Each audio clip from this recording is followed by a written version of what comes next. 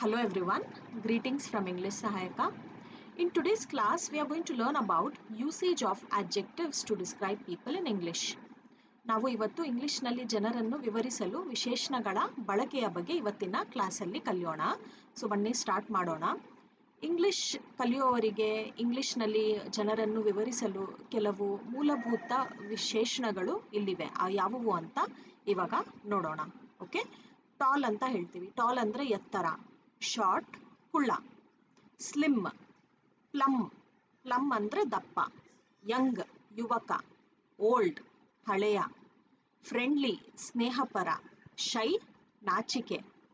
Talkative ಮಾತನಾಡುವವರು ಅಂತ, ಜಾಸ್ತಿ ಮಾತನಾಡ್ತಾರಲ್ಲ ಅವ್ರಿಗೆ ಟಾಕಿಟಿವ್ ಅಂತ ಹೇಳ್ತೀವಿ.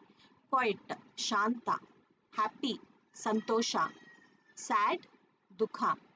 Smart funny. ಫನ್ನಿ ಅಂದರೆ ತಮಾಷೆ ಮಾಡ್ತಾರಲ್ಲ ಅವ್ರಿಗೆ ಫನ್ನಿ ಅಂತ ಹೇಳ್ತೀವಿ. ಸೀರಿಯಸ್ ಗಂಭೀರ. ಎನರ್ಜಿಟಿಕ್ ಶಕ್ತಿಯುತ.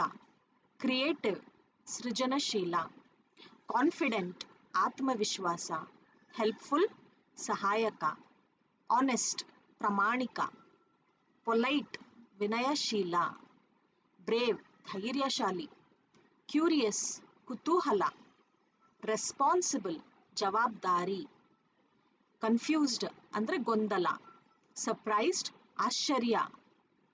ವರೀಡ್ ಚಿಂತೆ ಮಾಡ್ತಾರಲ್ಲ ಅವ್ರಿಗೆ ವರಿ ಅಂತ ಹೇಳ್ತೀವಿ. ವರಿ ಮಾಡ್ತಾರೆ ಅಥವಾ ದೇ ಆರ್ ವರೀಡ್ ಅಂದರೆ ಚಿಂತಿಸುತ್ತಾರೆ ಅಂತ ಹೇಳ್ತೀವಿ.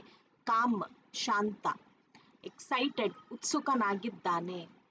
ಶೈ ನಾಚಿಕೆ. ಫನ್ನಿ ತಮಾಷೆ. ಕೈಂಡ್ ಒಂದು ರೀತಿಯ ಅಂತ ಹೇಳ್ತೀವಿ, ಅದಕ್ಕೆ ಕೈಂಡ್. ಪ್ರಿಟಿ ಸುಂದರ. ಬ್ಯೂಟಿಫುಲ್ ಅಂದ್ರೇನು ಸುಂದರ. ಹ್ಯಾಂಡ್ಸಮ್ ಸುಂದರ. ಚಬ್ಬಿ. ಓಕೆ, ಸೊ ಇವೆಲ್ಲ ಪದಗಳು ನಾವು ಜನರನ್ನು ಡಿಸ್ಕ್ರೈಬ್ ಮಾಡುವಾಗ ಬಳಸ್ತೀವಿ.